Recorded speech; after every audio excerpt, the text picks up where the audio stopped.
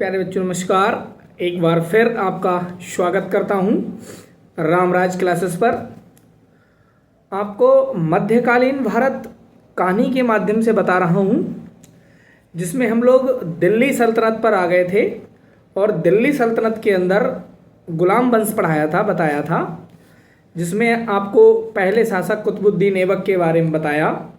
कुतुबुद्दीन ऐबक की 1210 में चौगान खेलते हुए, पोलो खेलते हुए घोड़े से गिर करके मौत हो जाती है। उसके बाद में उसका बेटा आराम शाह गद्दी पर बैठता है और आराम शाह को हरा करके, आराम शाह बस बैठा ही था, नाम के लिए बैठा, तुरंत उसको कुछ ही दिनों के अंदर कुतुबुद्दीन ऐबक के दामाद इल्तुतमिश ने हरा दिया और गद्दी पर बैठ गया। यानी कि अब जो गद्दी पर बैठेगा वो व्यक्ति है इल्तुतमिश।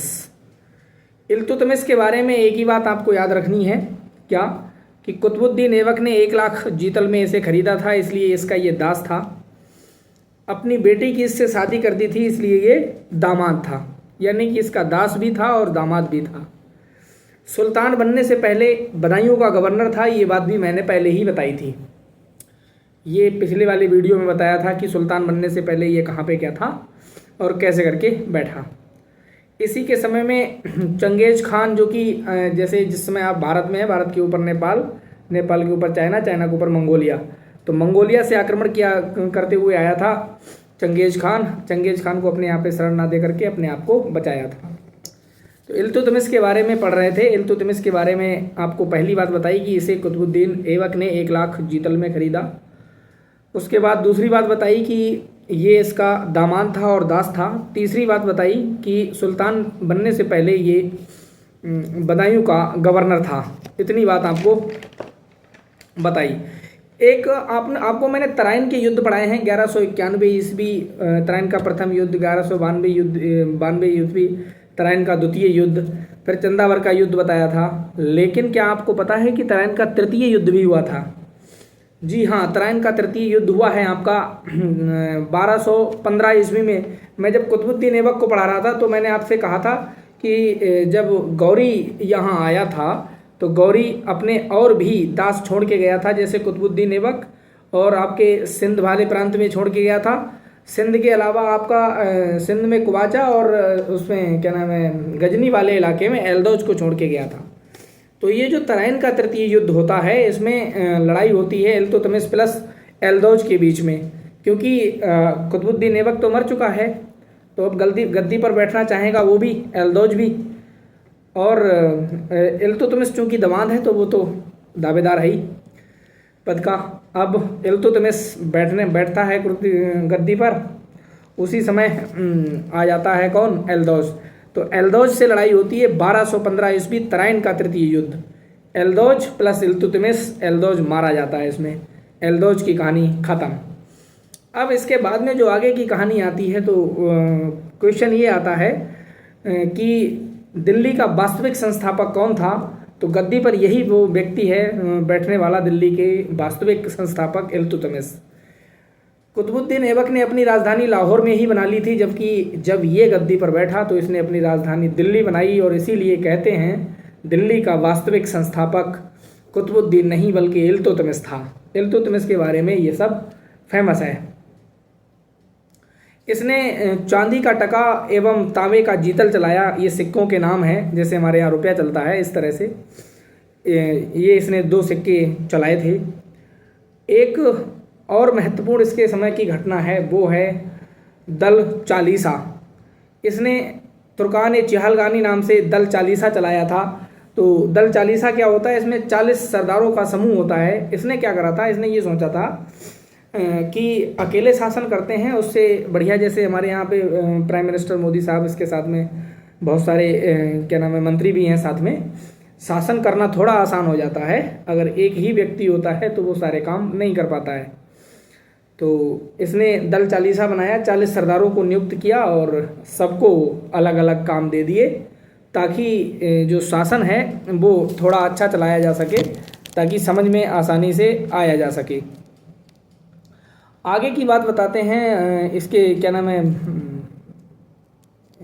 इल्तुतमिश के बारे में। इल्तुतमिश की जब मृत्यु हो जाती है, इल्तुतमिश के बारे में बहुत ज़्यादा नहीं पढ़ना है आपको, ये इतने काफ़ी इम्पोर्टेंट बात है कि दिल्ली का इसे संस्थापक बनाया, कुतुबुद्दीन ने खरीदा था और दिल्ली का वास्तविक संस्थापक बना। इसने क्या नाम है जीतल चलाया और टका चलाया, ये बात ध्यान रखनी है। इसके बाद में जो महत्वपूर्ण शासक बैठेगा वो है रजिया सुल्तान। लेकिन रजिया सुल्तान के बैठने से पहले जब इल्तुतमिश की मृत्यु हो जाती है तब गद्दी पर बैठता है रुकनुद्दीन फिरोज शाह। रुकनुद्दीन फिरोज शाह कौन है? रुकनुद्दीन फिरोज शाह है इसका बेटा इल्तुतमिश का। और मैंने बताया था कि इसकी शादी कुतुबुद्दीन अपनी बेटी शाह तुर्कान से शादी कर देता है। तो शाह तुर्कान है रुकनुद्दीन फिरोज शाह की माँ, इल्तुतमिश की पत्नी। अब इल्तुतमिश की बीवी और उसका बेटा ये दो शासन चलाते हैं। लेकिन अब चूंकि पति नहीं था तो ये भी मस्त थी अपने आप में, और जो रुकनुद्दीन था वो दारू वारू पीने में और सब इधर उधर के मतलब उड़ाने में पैसा, एक तरह से समझ लो कि अय्याशी करने में लगा हुआ था। तो इसके बस की तो शासन थी नहीं। इससे परेशान होकर के रजिया सुल्तान एक दिन दरबार में पेश होती है। इनके यहाँ पर एक चलन था कि अगर लाल ड्रेस में कोई आ जाता है तो वो न्याय का प्रतीक माना जाएगा और उसकी बात सुनी जाएगी। तो रजिया सुल्तान ने लाल वस्त्र धारण किए और रजिया सुल्तान उपस्थित होती है दरबार में और मांग करती है कि अब इस सिंहासन का हकदार मुझे बनाया जाए। और उसके समर्थन में बहुत सारे लोग खड़े होते हैं और ऐसा होता है, फाइनली रजिया सुल्तान को सुल्तान बनाया जाता है। तो रजिया सुल्तान जब गद्दी पर बैठती है तो वो पहली और अंतिम महिला सुल्तान बनती है मुस्लिम, पहली और अंतिम सुल्तान, इसके बाद में नहीं बनती है। अब उसके बाद में एक किस्सा आता है रजिया सुल्तान के बारे में। वैसे तो रजिया सुल्तान काफ़ी अच्छी शासिका थी, लेकिन ऐसा माना जाता है कि एक पद होता है इनके 40 दल चालीसा में जिसको कहते हैं अमीर ए आखुर। अमीर ए आखुर होता है जो घुड़साल देखता है, यानी कि लड़ाई लड़ने के लिए उस समय घोड़े हाथियों का प्रयोग किया जाता था। तो जो घोड़े का मालिक होगा, यानी समझ लीजिए वो लड़ाई में एकदम पारंगत होगा, यानी कि वही पूर्ण रूप से जिम्मेदारी लेगा।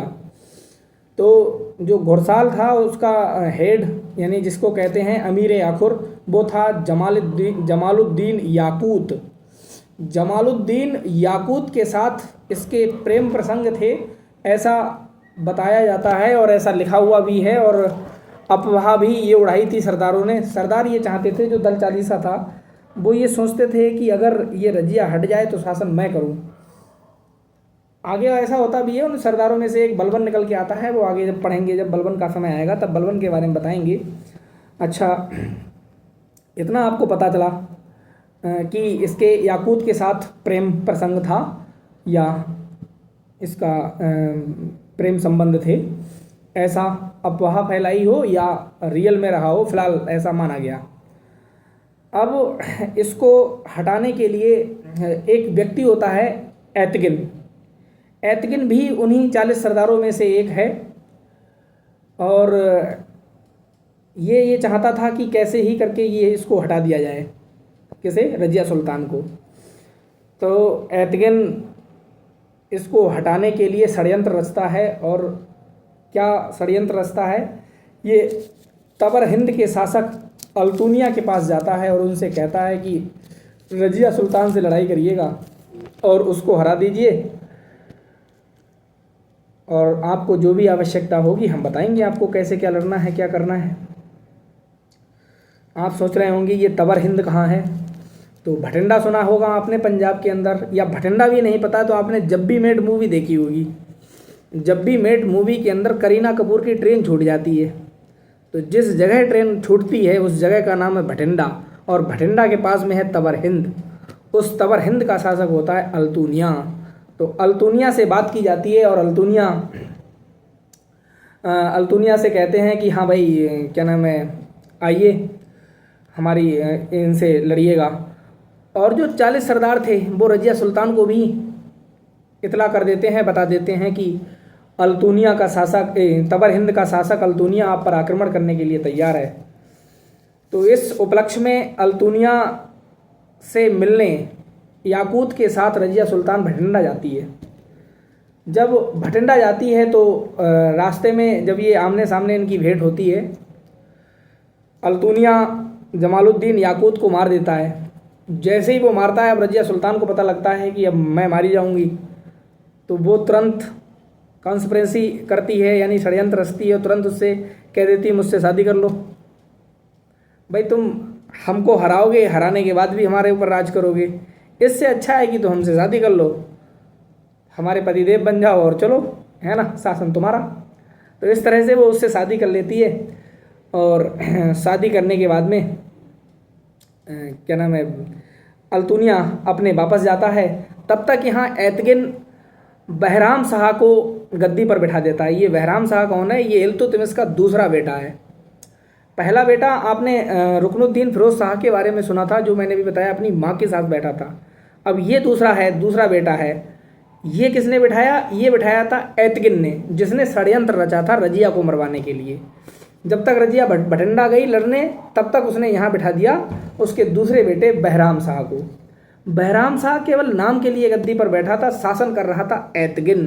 कुछ दिनों के बाद में ऐतगिन ने उसको भी मार दिया। उसके बाद में अलाउद्दीन मसूद शाह गद्दी पर बैठता है, जो कि आपका रुकनुद्दीन का बेटा है। रुकनुद्दीन कौन है? अभी थोड़ी देर पहले बताया था, इल्तुतमिश का बेटा, जो शाह तुर्कान के साथ में शासन कर रहा था। यानी इल्तुतमिश मरता है, तुरंत गद्दी पर बैठता है कौन? आपका रुकनुद्दीन फिरोज शाह, अपनी माँ के साथ में। तो उसका तो शासन चला नहीं, रजिया सुल्तान आ गई।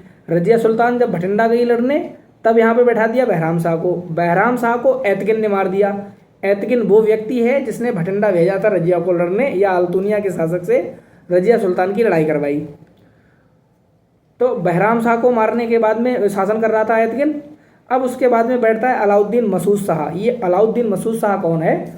ये है आपका क्या नाम है, रुकनुद्दीन फिरोज शाह का बेटा।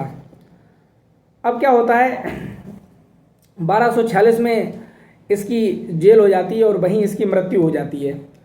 अब जो गद्दी पर बैठेगा, अब बैठेगा आपका नासिरुद्दीन महमूद शाह। अब ये नासिरुद्दीन कौन है? इल्तुतमिश के एक और बेटा था नासिरुद्दीन, उसका ये बेटा है नासिरुद्दीन महमूद शाह। अब ये जब गद्दी पर बैठता है तो ये एक ऐसा शासक है जो अपनी ज़िंदगी गरीबी में काटता है। यानी कि ये एक ऐसा व्यक्ति था, राजा होते हुए भी, कुरान होती ना, कुरान इनकी पवित्र बुक होती है, तो उसकी प्रतियां, यानी कि उसकी कॉपी किया करता था बैठ के। पहले ये टाइपराइटर वगैरह तो नहीं चलते थे, हाथ से लिखना, उसकी प्रतियां बनाता था और प्रतियां बना बनाकर बेचता था। यही वो व्यक्ति है जिसने कुरान की प्रतियां बेच करके अपना जीवन चलाया, तथा यही वो व्यक्ति है जिसने दल चालीसा में बलबन को शामिल किया और अपनी बेटी से शादी की। अपनी बेटी इसको दे दी बलबन को, और इसको उलूग खां की उपाधि दी थी। ये है आपका नासिरुद्दीन महमूद शाह। अब जो गद्दी पर बैठेगा, जिसका नाम है Balban.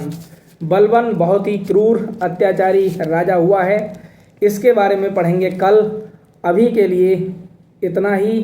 Thank you very much.